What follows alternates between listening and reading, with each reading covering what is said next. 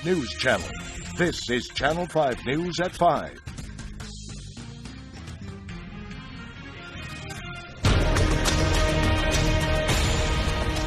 The battle over immigration reform is brewing on Capitol Hill. The president is set to use his executive powers tomorrow. Good afternoon, everyone, and thank you for joining us. I'm Oscar O'Donnell. And I'm Carrie Zayas. Melissa Correa is off today.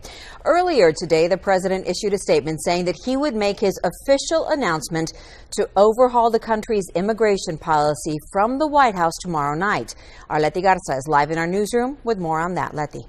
Well, the president's announcement will shield illegal immigrants in the U.S. from deportation. Republican lawmakers say the president's action will poison relations with the new GOP-led legislature. As many as 5 million people in the country illegally will be spared from deportation. They will also be eligible for work permits. The eligible immigrants will not be entitled to federal benefits. Those benefits include health care, tax credits. The biggest group to be affected would be undocumented immigrants who have children that were born in the U.S.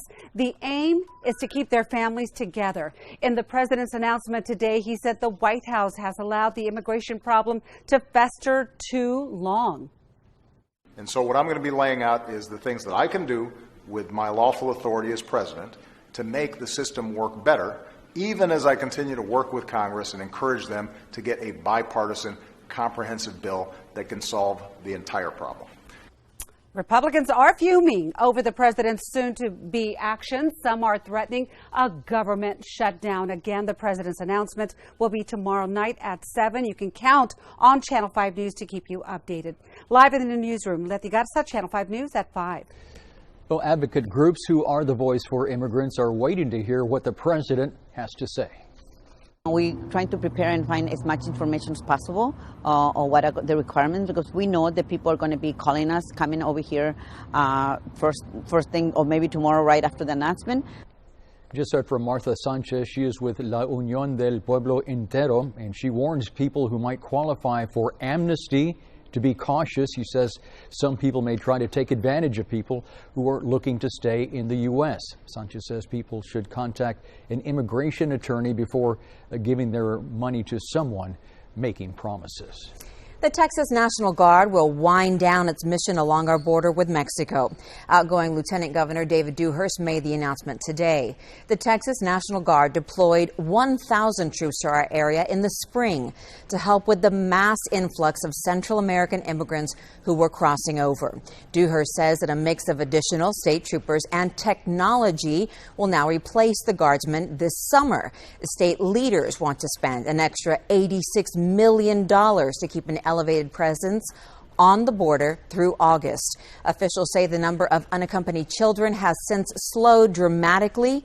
A new legislature in January could scrap that plan altogether and plot a very different course of action. The polygraph tests are slowing down the hiring of Border Patrol agents, and it could become a major issue here in the Valley. Yes, but some say those tough-to-pass polygraph tests are needed to ensure quality hires. For more, we're going to go to Julian Aguilar, a reporter with our media partner, the Texas Tribune. And I spoke with him just before our newscast, and here's what he had to say. So now tell me about polygraph testing. There is something going on here with polygraph testing as well. That's exactly, yes.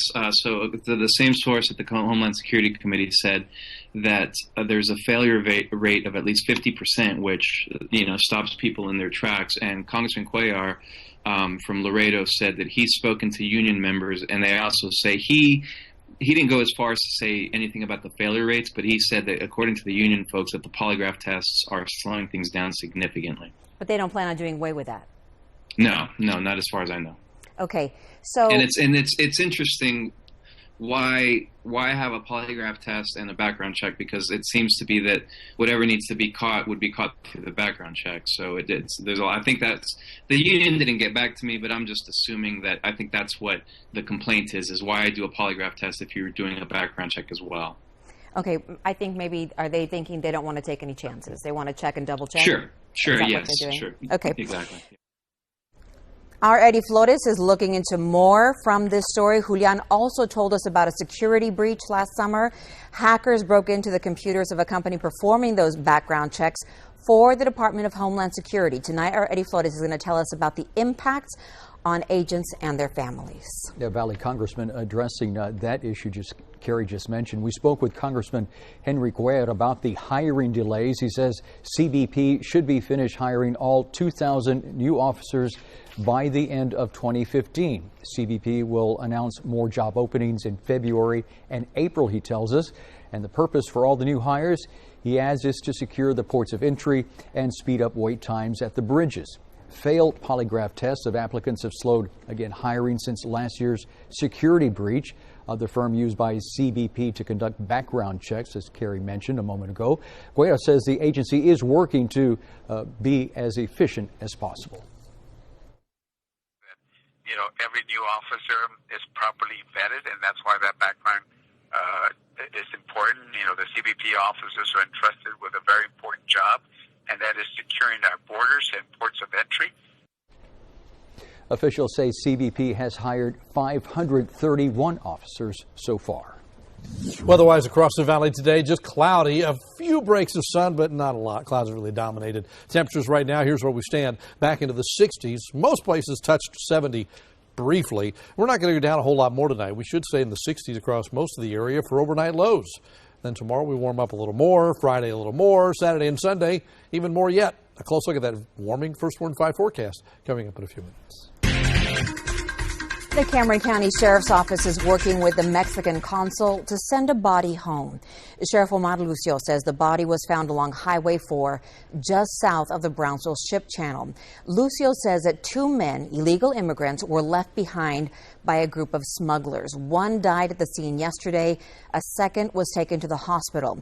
That survivor told authorities a group of 8 were carrying marijuana into the U.S.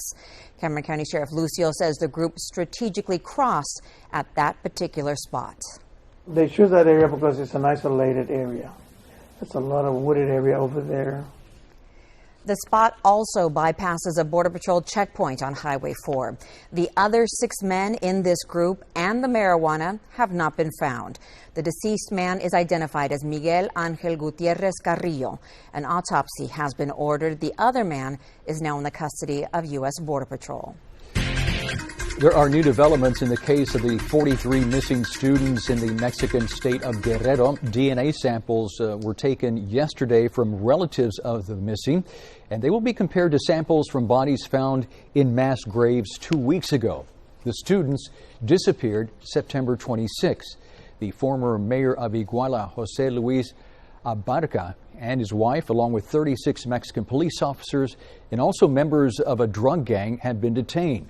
Authorities say Abarca and his wife gave the order for the students to be killed. Those students were traveling to protest an event where Abarca and his wife were speaking. It is an infamous event that makes us feel ashamed and attacked. The case obliges us to reach the truth at all costs and to never forget it. Abarca so far is charged with 6 counts of aggravated homicide and 1 count of attempted homicide in connection with the case. Back here in the Valley, Cameron County deputies are searching for 2 men who robbed a snack shop at gunpoint. The deputies were called to Danny's Grocery on Espinosa Road, south of San Benito. The store clerk was locking up the shop at about 9 o'clock last night. That's when 2 masked men armed with a pistol and a rifle ran up to the clerk and his friend. They hit the friend on the head with one of the guns. The suspects made the 2 lie on the ground of the store while they took about $270 from the cash register. If you have any information on this armed robbery, you're asked to call Cameron County Crime Stoppers. That number is 350-5551. Who would believe me? They'd probably think I was out to get something. 3 women come forward alleging they were sexually assaulted by America's favorite sitcom dad. In 2 minutes, the accusers and statements from Bill Cosby. And half the country is experiencing a cold snap. Some parts are buried under several feet of snow. Coming up later, we'll let you know if there's relief in sight. Breaking news. Breaking stories. This is Channel 5 News with Oscar Adame, Melissa Correa, and First Warn 5 Weather with Chief Meteorologist Tim Smith. This is Channel 5 News at 5.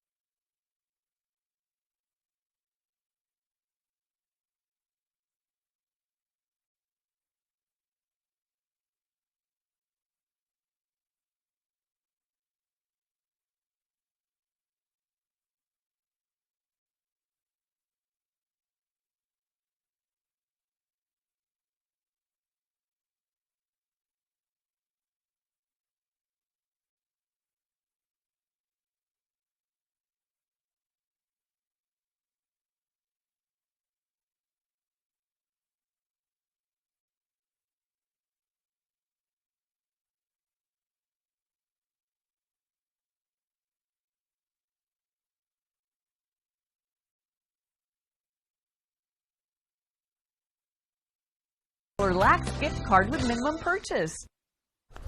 More fallout today for Bill Cosby. The comedian has lost a television project that was in the works, and his stand-up special has now been postponed. Yeah, this yet after another woman has come forward with accusations of sexual assault. ABC's Brandy Hitt has the latest. Turn the thing, and it went.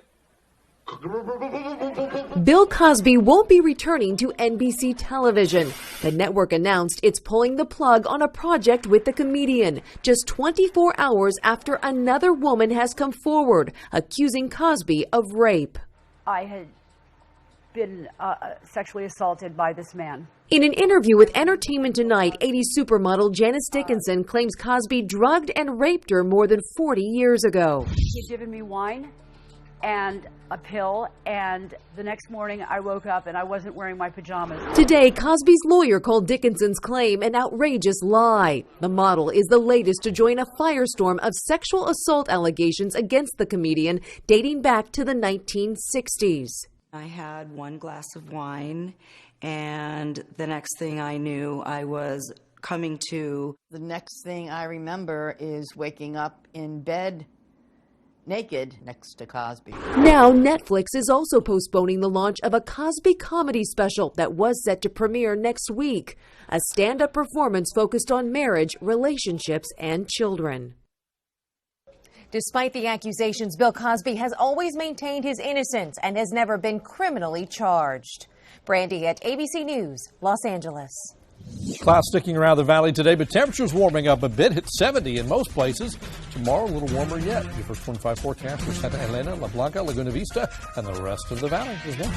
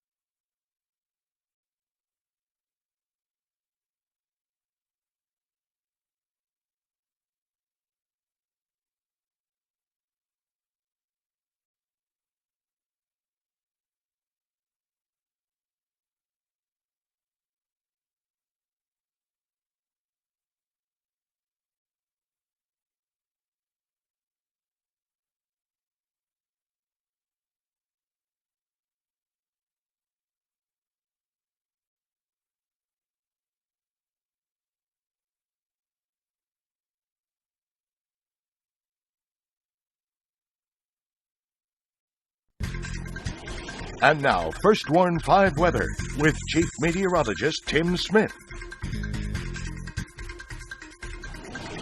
Hey folks, we give the sun credit for trying today. There it is, looking west from South Padre Island. Thanks to Joshua Kane, East Escamilla, for sending this picture. Just taken about half an hour ago or so, looking west from the island. The sun's trying to get through those clouds, but having a tough time. Clouds really dominated the day on the island and all across the valley. In fact, we can look at WeatherBug, which is on the island right now, and look at the view looking west across the causeway, and not much sun. A little brightening in the clouds up on the edge of the screen up here, but for the most part, it's been a cloudy day there and all across the valley. Let's come back to the maps and see what it looks like now temperature-wise. These are our currents. Still 70 in Rio Grande City. Everybody else in the upper 60s right now. Tonight, we bottom out at about 60, give or take a couple, so a much more mild night than the last few have been. And then tomorrow, we're pushing 80 in many areas, upper 70s, and could touch 80 in a few spots out in the ranch country, so count on a warmer day tomorrow. In fact, we're going 78 tomorrow as an average high, 80 on Friday, Saturday 84, and Sunday probably about the same at 84 once again. So once we warm up, we're going to stay warm for at least a few days, and then a couple of weak fronts early next week will cool us off again. Clouds really dominated the weather scene today, and cloudy skies will dominate tonight and tomorrow, probably all the way into Saturday. All this green stuff, I think all it's going to amount to is maybe some spotty sprinkles, especially near the coast. Inland should stay mainly dry, even with the overcast conditions. It'll be like today. It'll look like it ought to rain, but probably won't in most places. By Saturday, notice the stuff underneath here? That's coming down from the north. There's a disturbance going by to the north of us. It could trigger some big thunderstorms in parts of Texas.